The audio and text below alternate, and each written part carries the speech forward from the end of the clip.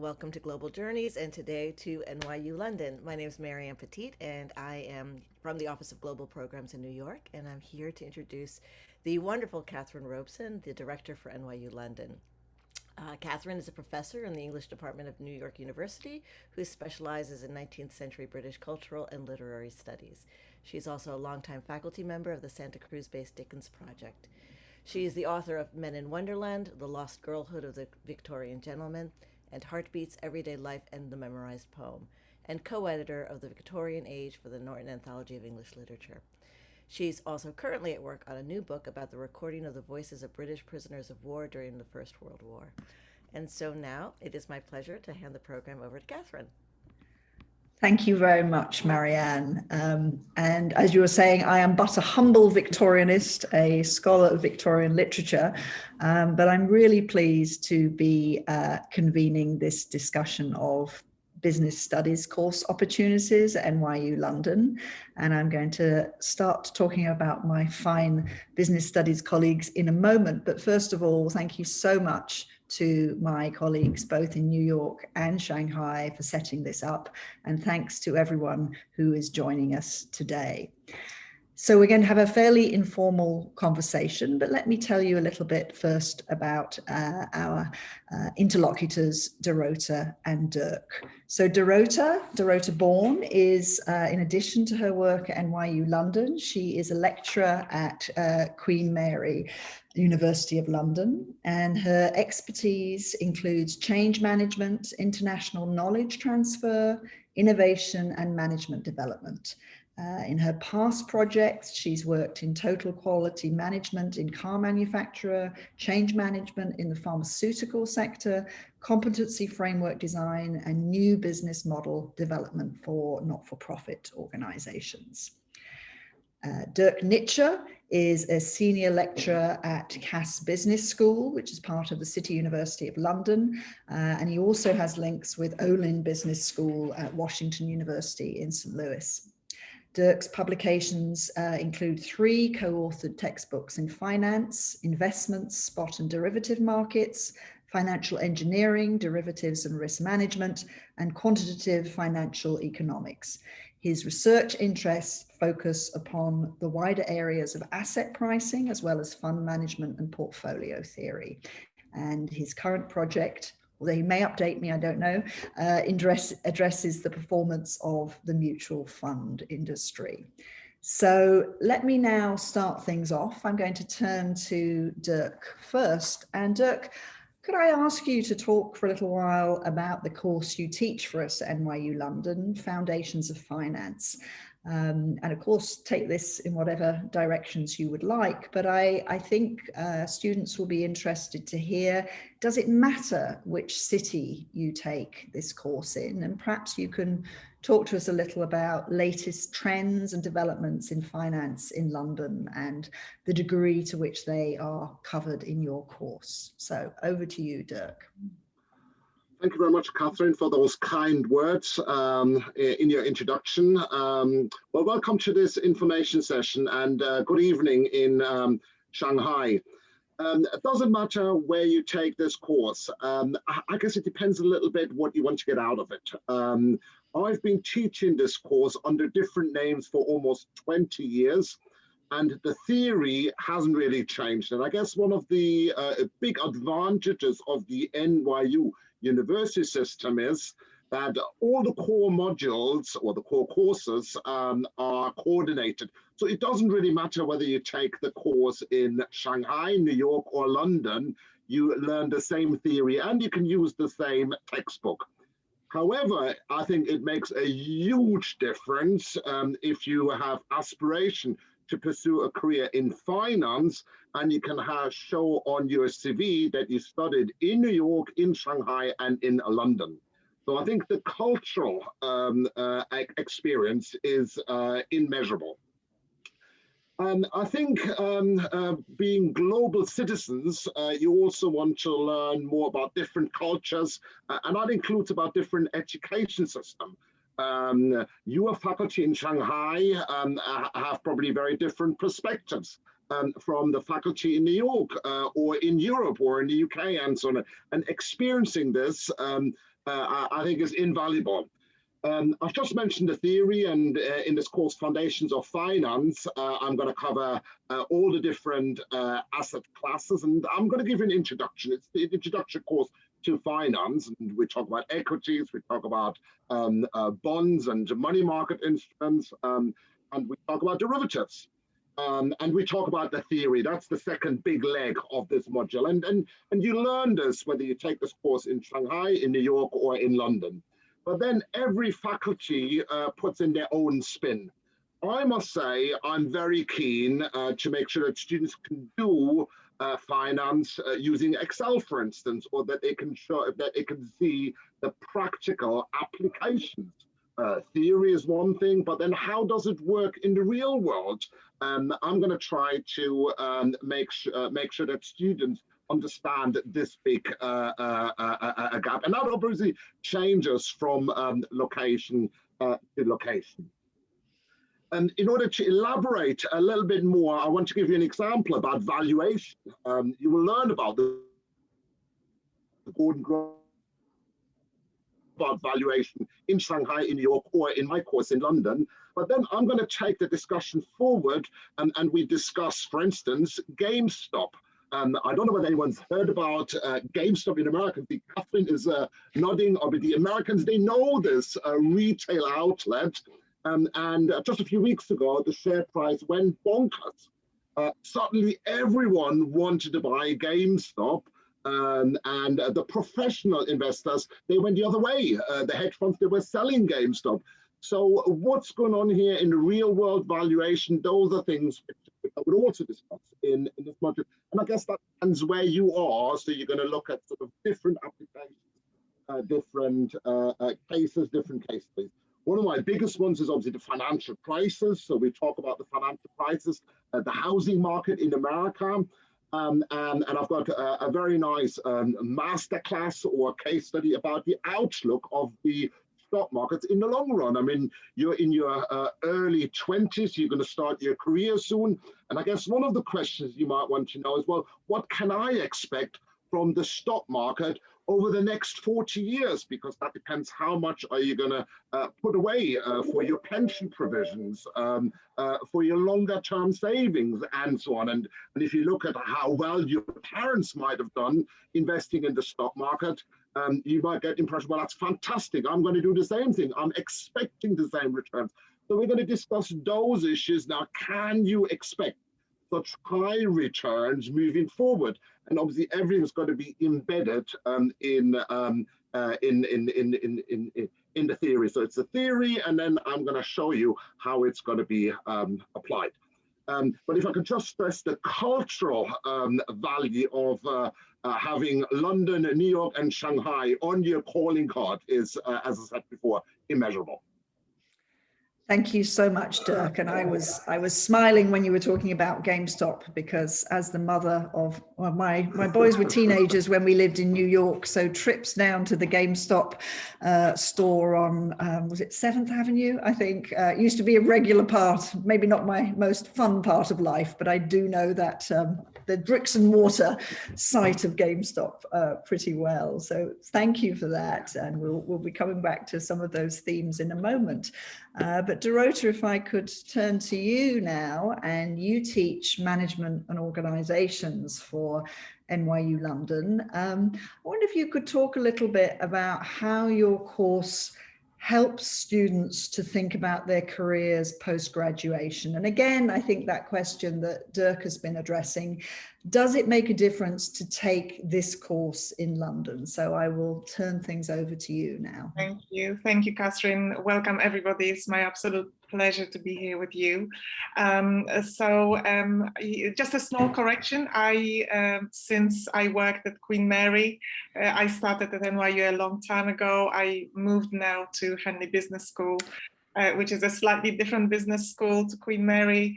I work there as an associate professor of change management, and so my perspective is still very much around change management, knowledge transfer, and global perspective. So I thought what I would share with you first is really what this course is about, and answer your question, Catherine, around, does it matter whether I take it back home or come to London? So the course is really very much about understanding the nature of business from the management perspective. And so we are looking at organizations in the relation to their environment. And so think about how strategy is shaped, how strategy needs to evolve, and how ultimately organizations need to constantly adapt to their environment. And then we are really trying to get into the shoes of management, those top and middle managers, and really see what it's like for them, the pressures they are under, the challenges they are under, and ultimately, lots of gray area that they navigate in the process of managing, designing organizations, and then running them successfully. And so we talk about issues such as leadership, management, designing organizations, structuring them, managing teams, pretty much everything that relates to the inside of the organization and how to run them. And so I always say to all students who take this course, it doesn't matter whether your ambition is to work in management, because when you work in organizations, you will always be surrounded by management. And so it actually helps to understand what your managers are dealing with so that you can manage your managers and respond to them better. And I think what this course achieves is that for many, it's really giving them that understanding whether this is the career for them, whether they want to climb the traditional hierarchy and have that career progression, but also really start to understand organizations as complex systems and think what part of that system I want to engage with. And very often students at the end of the course conclude that actually I really like being able to understand the complexity and engage with a little bit of everything. So maybe I want to work in consulting as opposed to having a career in marketing or finance and specialize narrowly. And so the way we teach this course is we follow NYU curriculum.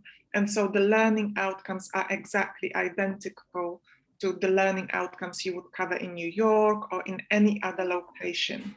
And so it really doesn't matter where you're studying this course because the curriculum and the material is exactly the same. It's heavily supported by case studies. So the way we learn is really through flipped classroom. I don't spend a lot of time lecturing. We have discussions, we have case study analysis, just to give you that material to work with. And the focus is very much on global business. And so we have case studies and models and frameworks applied globally. So the only thing that you are missing out on by not coming to London is the ability to see the city and be the tourist and really feel and experience life in London. But now we are teaching everything remotely. And so I have students from all over the world and we just learn from each other, interact with each other. And it's always been a very global classroom. And so it doesn't matter where you are, it's the physical experience of being in London that makes a difference, being away from home, being sort of a little bit on your own and experiencing that aspect. But in terms of the curriculum, the material, and who you interact with, it's exactly the same. The assessment, again, is going to be the same. We have 4 pieces of assessment. Most of it is individual work, but we also have some group work. And as you can see, the 3rd project is a team project. So now we are recording them or we are doing them live. The format varies, but again, you work with students from other locations all over the world. So I think this is probably enough for me in a nutshell. I don't want to overwhelm you with too much material. Thank you so much, Dorota, and apologies for getting your affiliation wrong. It's okay. I did know that, so I do apologise. But, you know, and certainly I think for both of you, we can come back to nuts and bolts questions maybe in the Q&A in a little while. But perhaps we could turn to some more broad-ranging questions now. And if I could stay with you, Dorota, for a moment, in what primary ways do you think organizations are going to need to change post-pandemic? Do you think there are certain kinds of management structures that are going to prove more effective? I mean, I think we're all assuming we're going to see a very changed business environment. From your perspective, what's with your forecasting hat on? What do you see ahead? So I think a big realization during and post-pandemic for businesses, but also for us as citizens, is how interconnected we are globally. I think the mindset that you can run a business in part of the world and almost lock yourself away and not be impacted by what is happening on the other side of the world, that is gone. We know we are interconnected. We know that this will impact you, the way you operate. And so the big theory or the big concept that now management and organizations are beginning to embrace is systems thinking. Because in systems thinking, this is really where we are thinking about the interconnectedness of us as businesses with our environment, but also really helping us to map problems and think about our interventions in a sort of more complex way. So businesses, and you probably hear that word a lot now, we'll talk about agility, agile models, flatter structures that help us change and readjust and regroup very quickly. And I think the best example of it is really if we look at healthcare. So I work with the NHS in England quite a lot with healthcare, and you can see that what happened in healthcare now, lots of hospitals had to be converted very quickly into COVID hospitals. And the first thing we thought about is the equipment. We need air ventilators, right? So the technology, providing the supply chain, thinking about that. But once we converted the facilities and we had the equipment, we realized that training people who will use that equipment takes a very long time. It's a very complex set of responsibilities for nurses and doctors to be trained and in using ventilators. And so again, we have to think about agility. How will you select staff from current medical staff available to you, which will pull them away from other patients, other departments, which will need to be shut down, retrain them and put them into new COVID hospital? What is going to happen after the pandemic? So now hospitals and healthcare, we are no longer thinking about pandemic response because it already happened. We are thinking about recovery from the pandemic. So systems thinking, complex systems, flatter structures, being able to respond, adapt, being truly agile, but also thinking globally. We really need to be open, global, interconnectedness. These are the themes we currently have in business and management. Thank you for that. And I'm sure all the students are thinking about the fact that their NYU education does give them already that global agility. And as you say, it's going to be increasingly important. And I think the advantages of the global network in which students can move around, this is sort of baked into the undergraduate experience here. So it's you know, yes, I wish we hadn't had this experience to make that point, but it is a truth, isn't it, that one needs to think about global interconnectivity so much more profoundly than before. So thank you. And I'm sure there may be some questions about health response. I think we've all been interacting with our health services in different ways, and just a recent visit for myself for a cat scratch, and realizing the logistics just in my local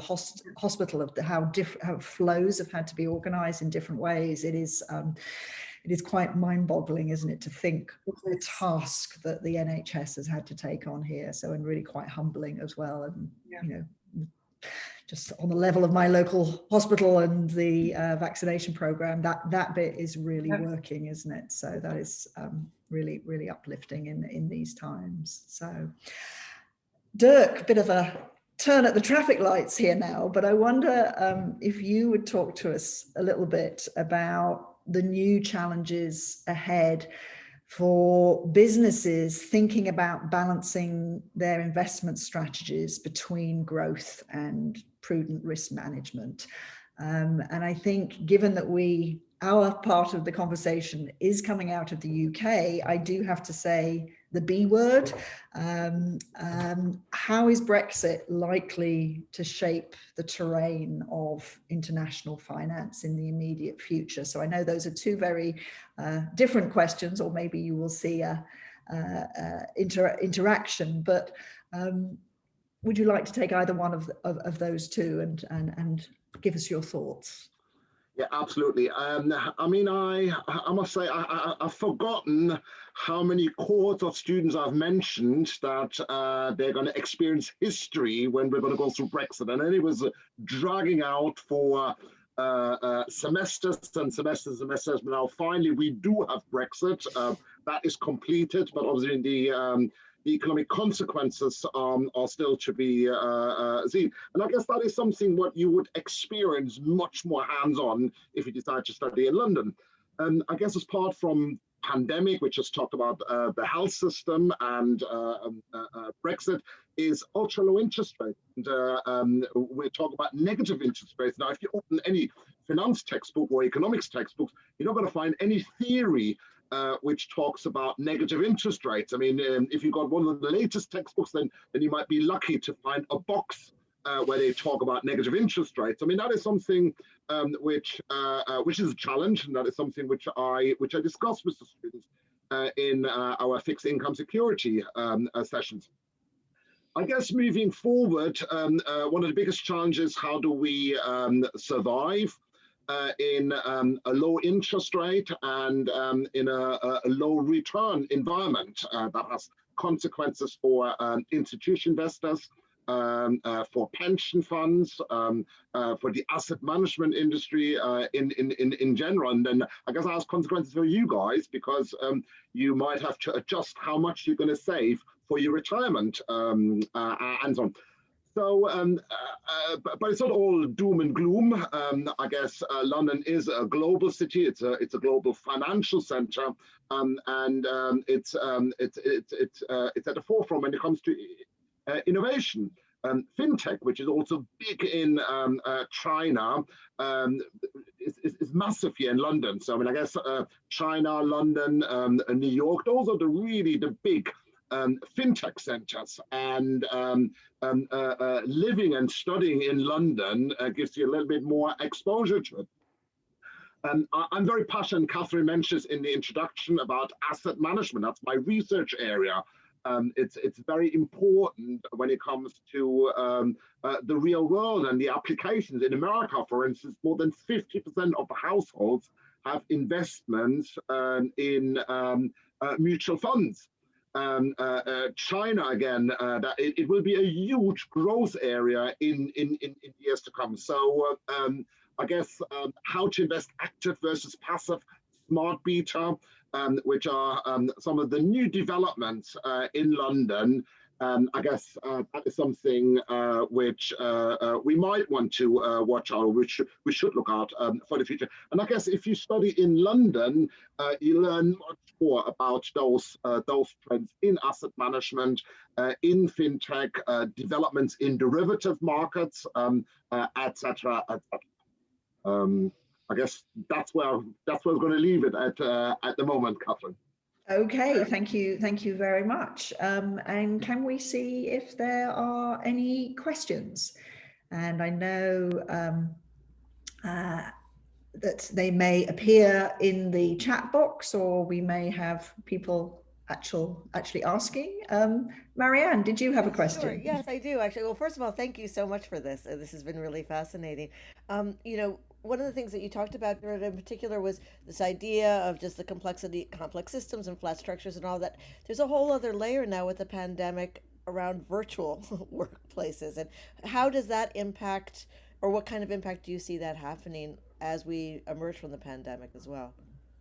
Oh, absolutely. I think everybody's, there is consensus that we don't want to go back to old ways of working, and we want to learn from lockdown, from the pandemic, from everything that we developed during that time around virtual work, virtual teams. And so in management, there was a huge just trend now to look more closely into how we motivate teams, how we manage teams, virtual teams. And these are the things that students come to me with, because I actually work with managers, experienced managers, and so they come and say, I'm very good in managing teams and people when I have them in front of me, but how do I motivate them when they are all working from home, and they also have to homeschool their children, which are running behind in the background, and etc., etc. So these are very real issues, but everybody is absolutely in agreement that there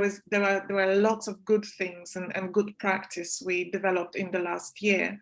And so finding a new blended ways of working, incorporating virtual working and combining it with face-to-face. So initially there were voices where actually some people were scared that maybe we will never go back. And so if I work in corporate training, will I ever have a job in the future? But now we know that it will not be the same what it was, that it will not be returning back to what it was, but it will not be what it is now. And so things will change, but we will probably have a blend. But we learned a lot. We definitely learned a lot. We learned a lot not about management, organizations, how we can work more effectively, embrace technology, connect more globally, but also as human beings. There is a huge shift in really reframing how we see work and life. People say, I enjoyed that time of spending more time with my family, with my friends, slowing down, being less in the race and finding more balance. So I think, again, very complex issues. We don't know what awaits us, but we know that it will be a mix. It will be definitely a new way of working. Thank you, thank you. And sorry to harp on the B word, Dirk, but it was a big news story a couple of weeks back that the volume of trading in Amsterdam had exceeded that in London. Before that point, I remember talking to some German friends, and they said, no, there will not be this huge exodus from London. There simply aren't enough ways to spend a lot of money in Frankfurt, which I thought was a very interesting way to think about it. But should the UK be nervous about that Amsterdam news? How do you see developments here? Yes and no. I'm not too worried about the Amsterdam move. I think it's more globally. I mean, I think Europe, and I guess it depends what the political spats are going to turn out. I mean, the EU or the European Commission is going to sue the UK about breach of one of the political protocols. So I guess we have to see how Europe reacts, whether they're going to buy financial services from New York or from Singapore. They might blank London. We have to see, because London is just now there. But then London will also reinvent itself. And I just mentioned fintech, I mentioned asset management, and we shouldn't underestimate the capital knowledge in London. Frankfurt is a nice city, it's a provincial city. It can't really compete with London. And even Paris is not at the same level. I mean, I guess the only world cities really are New York and London. And I guess Shanghai has the potential to become one of those world cities as well. So I think from that point of view, Europe has to try very hard. But where there will be some implications are on tax revenues. So I think there will be a hit. Obviously, that's what Boris Johnson and the politicians try not to address because there will be a hit, and then London has to reinvent itself. Now, another example, for instance, is the clearing of euro-denominated derivatives, which has happened in London. 95% of that business was done in London. Now, Europe wants to take that type of business into Europe. They say, well, you know, why should it be done in London? It's about euro-denominated derivatives. It's got nothing to do with London anymore. So you can just see that they're going to try to grab some of the business, which obviously then which generated tax revenues in Europe. On the other side, I mentioned fintech, I mentioned asset management. The regulation is definitely in London's favor. So I guess we will see changes, but London will survive as one of the big financial centers. But there will be adjustments to be made, and there will be changes coming. Thank you. That's reassuring. Reassuring. Thank you. Any other questions forthcoming? Sure. Going back to GameStop for a moment. Because here in this country, even if you knew nothing about which I know nothing, I must admit, it was covered very, very heavily, and certainly, you know, within the political landscape, had embedded within it a narrative around fandom and also getting back at Wall Street and all sorts of things. But I mean, I guess, do you see any long-term repercussions of that kind of activism of online community? Like, what might come from this? No, I think it's going to be big. And it's not only about sort of GameStop. I think it's got something to do with social media. Now we get so much new information. I guess we've seen this in the political landscape in the US with Trump, et cetera, and the latest developments. I guess news, whether it's fake news, whether it's quality news, flows so easily. And with GameStop, we can see that almost irrationally, we can see some momentums. Now, it's beyond me why people want to buy GameStop shares when it was very clear that the cash flows and the business model is not there. It's a company which will not survive. Now, why would people throw money after ideas which are outdated? Obviously, it was ideology, you might want to say. It was news. Maybe it was illiteracy about finance. And that is something which I tried to get across right at the beginning. A lot of individuals, a lot of adults are financially illiterate. And that means they're going to lose money. And with social media, there's so much happening in fintech, and so on, and it's very easy to get carried away, and then that could be obviously very damaging to someone's financial health. So that's why I guess the course Foundations of Finance is a course which everyone should really take, because it covers sort of the basic knowledge to make sure that you can your financial wealth moving forward. But no, I think we will see more of those developments. And that means if you're a smart investor, you need to be aware of this. Now that moves into behavioral finance.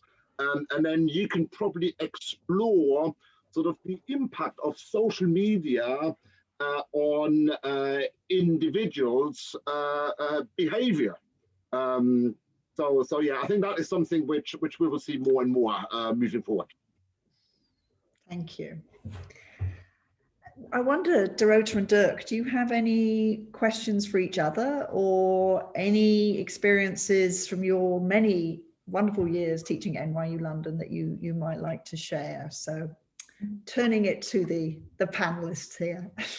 I mean, the question for each other is, I mean, I know, Dorota, you are in management, and I guess we will see a change in working patterns, in working behavior.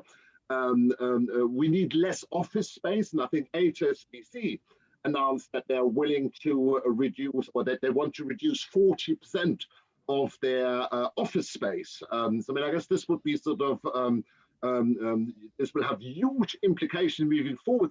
And again, I don't know whether London is at the forefront or whether in Shanghai and in New York, whether we see similar developments. And I guess that is sort of something where cultural differences are very important for you to explain. I don't know whether you want to say anything about sort of the trend to work differently with using less office space. Yeah, absolutely. I mean, I work with the banking sector as well, and what we see is that they really embraced working from home, but the consensus is that they actually miss working from the office. You are probably aware of lots of restructuring and cost-cutting exercises we had in the industry, the financial sector, banking sector.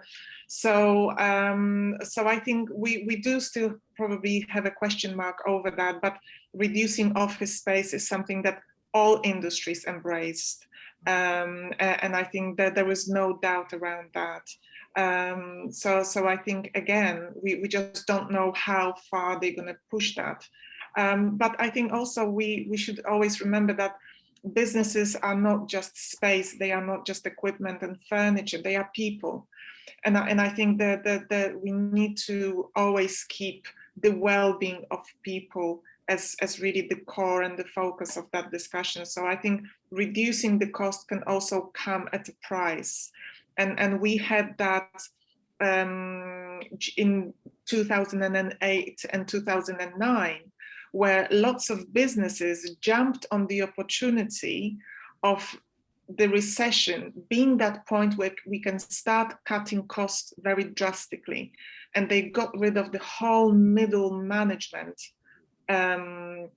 layer. Very quickly they learned that actually they can't function without it. And it cost them a lot of money and time to rehire people, retrain them, and return to the equilibrium. So I think pushing in terms of cost cutting, working remotely, it has its limits, because ultimately these organizations, they were not designed as virtual organizations. So we cannot suddenly shift them into that mode of working. So I think all businesses, they have their struggles. And I think it's interesting when I work with healthcare and banking, they all struggling in exactly the same way and almost have the same issues. It is the complexity, it is unpredictability, it is the need to have the face-to-face human interaction element and trying to think, what can I shift into the virtual and remote mode of working? I don't know if it answers your question. I could probably talk about it forever. This is my everyday life. We talk about it all day long.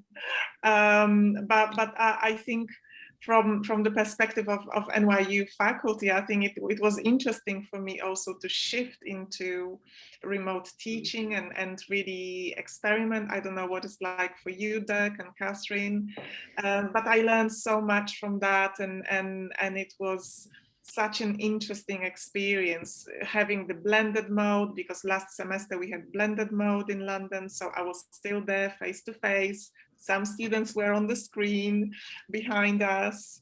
So huge learning experience, lots of lessons. I don't know what it's like been for you. No, I must say, I think those different teaching philosophies, and I think New York or NYU has a slightly different teaching philosophy in lockdown than what UK institutions have, which is quite interesting. And addressing the students, I think that difference in an education approach, I think that is also invaluable.